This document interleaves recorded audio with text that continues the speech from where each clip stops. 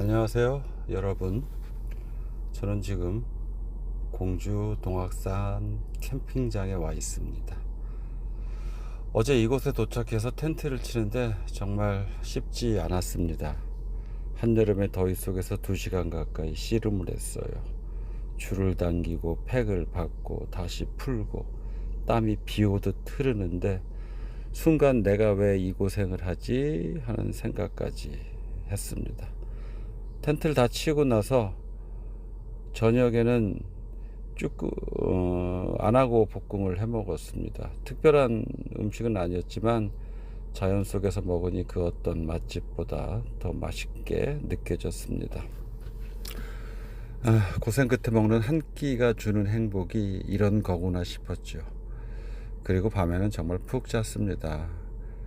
아침에 눈을 떴는데 가장 먼저 들리는 건 사람 소리가 아니라 산새 소리였습니다.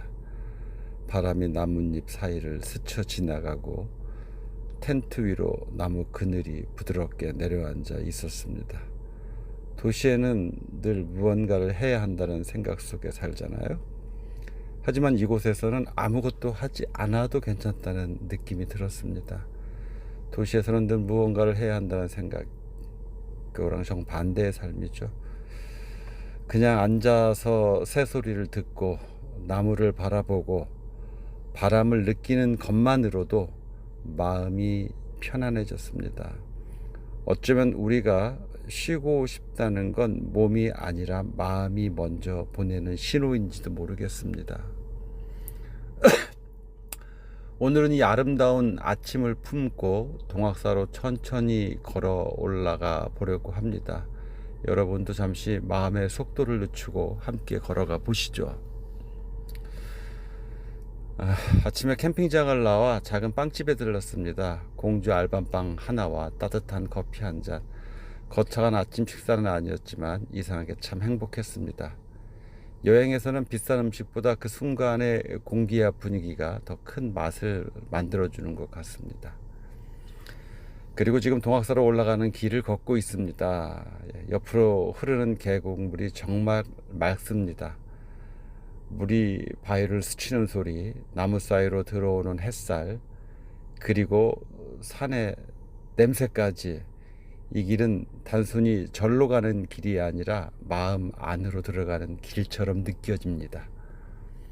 가끔 우리는 너무 빨리 살아가고 있습니다. 무언가를 이루어야 하고 더 가져야 하고 뒤처지지 말아야 한다는 생각 속에서 승가쁘게 달려갑니다. 저 역시 그렇게 살아왔던 시간들이 많았었죠. 그런데 이렇게 계곡 옆을 천천히 걷다 보면 문득 그런 생각이 듭니다. 정말 중요한 것은 얼마나 많이 가졌느냐가 아니라 얼마나 깊이 느끼며 살아갔느냐가 아닐까 싶어요. 이 계곡물은 서두르지 않습니다. 자기 속도로 흐릅니다. 바위가 있으면 돌아가고 깊은 곳이 있으면 잠시 머물다가 다시 흘러갑니다. 우리 인생도 꼭 그래야 하는 것 같습니다. 젊었을 땐 앞만 보고 달렸고 중년에는 책임을 지느라 바빴고 이제는 조금씩 어떻게 살아야 하는가를 더 생각하게 됩니다. 행복은 미래에 있는 줄 알았습니다. 돈을 더 벌면, 일이 잘 되면, 인정받으면 행복할 거라는 생각을 했었죠. 그런데 오늘 이 길에서 느끼는 행복은 아주 작은 것들입니다. 시원한 계곡바람, 새소리, 커피향, 그리고 사랑하는 사람과 함께 걷는 시간. 이 작은 것들을 느끼지 못한다면 아무리 많은 것을 가져도 마음은 늘 부족할지도 모릅니다. 사람은 결국 자연으로 돌아가고 싶어하는 존재인 것 같습니다. 복잡한 생각이 많을수록 산을 찾고 마음이 지칠수록 물소리를 듣고 싶어집니다. 아마 자연은 우리에게 끊임없이 말해주는 것 같습니다. 괜찮다. 조금 천천히 살아도 된다. 오늘 이 길을 걸으며 저는 인생을 다시 정리해 봅니다. 무엇을 더 이룰 것인가 보다 어떤 사람이 될 것인가, 무엇을 더 가질 것인가 보다 어떤 마음으로 살아갈 것인가. 계곡물처럼 맑게, 나무처럼 묵묵하게, 그리고 바람처럼 가볍게 살 수 있다면 그것만으로도 충분히 좋은 인생이 아닐까 생각해 봅니다. 지금 들리는 이 물소리처럼 여러분의 마음에도 잠시 평안이 흘러갔으면 좋겠습니다. 동학사에 도착해서 절을 할 예정입니다. 동학사까지 이 아름다운 과정을 한번 풍경을 감상해 보도록 하시죠. 사실 어제 동학사 출발하면서 차량을 오랫동안 안 타가지고 배터리가 나가서 점프를 아침에 했었거든요. 좀 스트레스를 받았죠. 그런데 앞에 계기판이 완전 먹통이 되었습니다. 이거를 뭐 계기판이 먹통이 되면 뒤에가 보이지가 않기 때문에 운전하기가 굉장히 불편한 게 많죠. 서비스 센터 가려면 또 보통 보름에서 한 달 이상 기다려야 되고, 그래서 전기를 잘 만지는 헤드라이트 수리업체가 대전에 있어서 그쪽을 검색해서 그쪽에 가서 고치고 왔어요. 그래서 젊은 사람이 잘 수리를 해줘서 이게 점프하면서 모니터 화면이 전부 탔다고 합니다. 그래서 그 보드를 고쳐줘서 1시간 정도 소요가 됐습니다. 이 동학사 캠핑장의 장점은 국립공원 계룡산에 있지만은 자동차 야영장은 한 10개 사이트 정도로 작아요. 근데 바로 걸어 나가면은 펜션촌이 있고, 그리고 아주 먹자 골목이 되게 굉장히 많습니다. 그래서 뭐 커피숍이라든가 고급스러운 뭐 식당 이런 것들이 굉장히 많이 있죠. 지금 동학사로 우리는 슬슬 올라가고 있습니다. 자,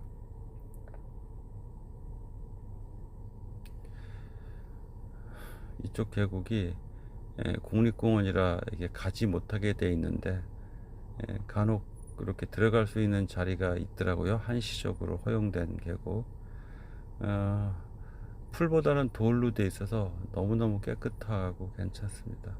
이 계룡산이 좀 영험한 산으로 유명한데 가보니까 정말 영험한 모습이 보이고 있습니다. 자, 저 하늘 보이시죠? 아주 나무와 푸른 하늘. 지금 오늘 폭염경보인데 7월 29일이죠. 그럼에도 불구하고 여기는 그렇게 덥지는 않습니다. 공기가 일단 산속이라 차고 계곡이 워낙 깊어가지고, 그래서 오늘 아침에 야영장에서 일어나서, 저는 여느 때와 마찬가지로 5시 반에 일어났고요. 어제 2시쯤 잤나요? 집사람이 거의 9시 돼서 일어났습니다. 그래서 저는 집사람이 일어나기 전에 1시간 정도 산책을 했고, 일어난 이후에, 집사람이 일어난 이후에 커피숍 빵집까지 한 30분 걸어가서 빵과 커피로 아침을 간단히 때우고 동학사로 이 계곡길을 따라서 지금 계속 올라가고 있습니다. 자, 이렇게 풀장 같은 곳이 가끔씩 이렇게 나오는데 정말 들어가고 싶은 생각이 많이 나죠. 지금 너무 아름답지 않아요? 그리고 너무 깨끗합니다. 그래서 이렇게 국립공원에서 들어가지 못하게 이렇게 이제 관리를 하는데, 이게 아쉬움도 있긴 하지만 못 들어가기 때문에 또 이렇게 청정 지역을 보존하고 있는 것이 아닌가 하는 생각이 듭니다. 지금은 동학사까지 계속 올라가는 길이고요. 곧 동학사가 나옵니다. 드디어 동학사에 도착을 했습니다. 자, 여기서 또 드릴 말씀이 좀 있는데요. 이제 동학사에서 집사람이 또 절을 할 거예요. 오늘 저는 이 동학사에 도착해서 제 마음에 가장 깊게 남는 건 사실 절의 풍경보다도 제 아내의 모습이었습니다. 아내는 평소에도 정말 돈을 잘 아끼는 사람이죠. 되게 아끼고, 아까도 오전에 커피를 마시러 가고 했는데 가까운 데 있는 데가 비싸가지고 500원 아끼려고 한 10분을 더 걸어가서 공주 알밤빵이랑 먹을 정도로 항상 100원, 200원도 아끼는, 그렇게 야무지게 사는 그런 아내입니다. 항상 감사하게 생각하고 있죠. 그런데 말이에요, 이게 절에 오면은 돈을 안 아낍니다. 5,000원, 10,000원 이런 불전함이 있잖아요. 이런데 망설임 없이 돈을 냅니다. 뭐 결혼하고부터 느꼈죠. 불우이웃돕기나 이런 거에 전혀 돈을 아끼지 않는 사람이죠. 자신을 위해 쓰는 돈에는 사실은 굉장히 인색한 사람인데요. 누군가를 돕거나 타인을 위해서 또는 의미 있는 곳에 쓰는 돈에는 아끼지 않는 사람. 사실 아내는 평소에도 동물보호단체나 도움이 필요한 곳에 늘 기꺼이 마음을 냅니다. 예전에도 뭐 아프리카 사람이라든가 종교를 가리지 않고 불교를 믿고 있지만 천주교에도 좋은 일에 쓰라고 몇 년 동안 기부한 그런 경험도 제가 기억하고 있습니다. 오늘 항상 집사람이 절에 오면 하듯이 하는 일이 있죠. 소원 기와장에 꼭 글을 썼습니다. 뭐 전에는 집사람이 뭐 부자가 되게 해주세요, 건강하게 해주세요, 취업이 잘 되게 해주세요, 뭐 이런 얘기들을 많이 썼는데요. 그런데 오늘은 집사람이 조심스럽게 묻더군요. 여보, 가족 건강 이런 거 써도 될까 말까. 그리고 제 눈치를 봅니다. 그건 아마 바로 이런 구복적이고 소유적인 것들을 제가 싫어하는 걸 알아서인가 봅니다. 그리고 우리가 함께 합의해서 적은 문장은 바로 이것이었죠. 아제아제 바라아제 바레 승아제 모지사바. 바로 가자 가자, 깨달음의 고향으로. 아마 집사람의 소원도 부자가 되고 건강하고 취업을 잘하고 이런 소유하는 것에서 바로 존재, 본인에게 향하는 것, 우리 인생의 참 깊은 뜻을 아는 게 목표가 되었던 것 같습니다. 그 순간 저는 참 아주 속 깊게 기쁨을 느꼈습니다.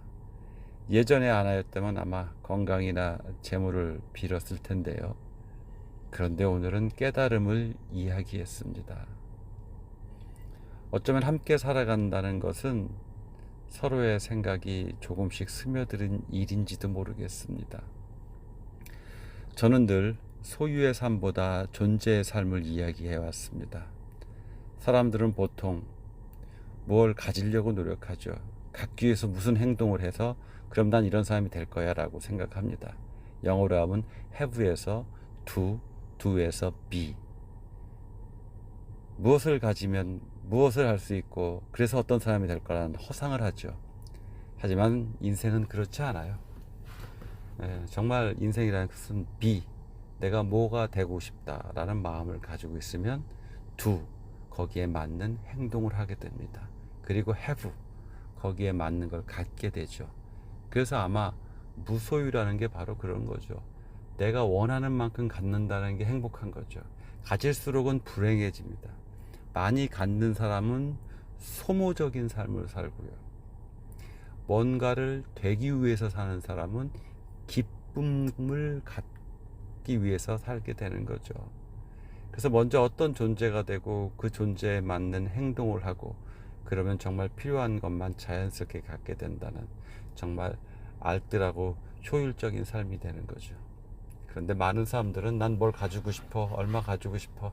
제 주위에 많은 사람들이 그럴 때마다 참 안타깝습니다. 그들은 나를 안타깝게 생각하죠. 왜 이렇게 무력이 없느냐, 왜 그렇게 돈을 안 벌려고 하느냐.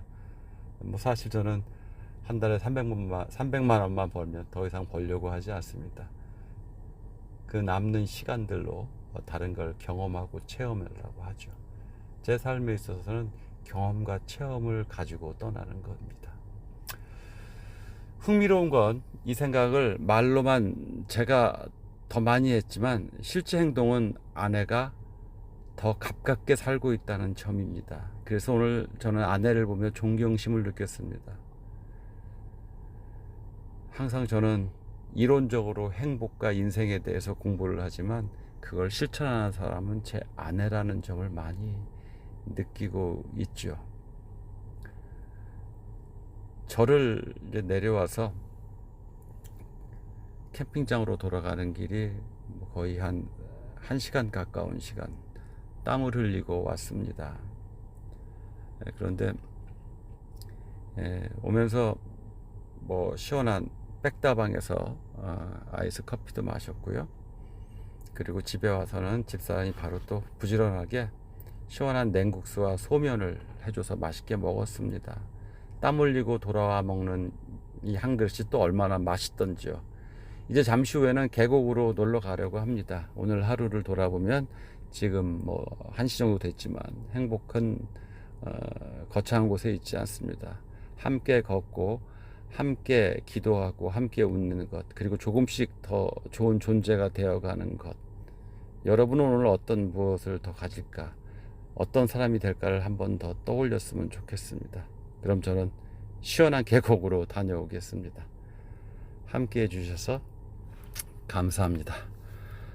맛있는 냉면과 소면을 지금 먹고 있는 장면이죠. 예. 음식에 정말 부지런한 집사람과 그리고 모든 것을 체험하려는 저와는 어쩌면 정말 궁합이 잘 맞는 것 같습니다. 앞으로의 삶도 더 많이 체험하고 더 많이 경험하는 그런 삶을 살 것입니다. 감사합니다.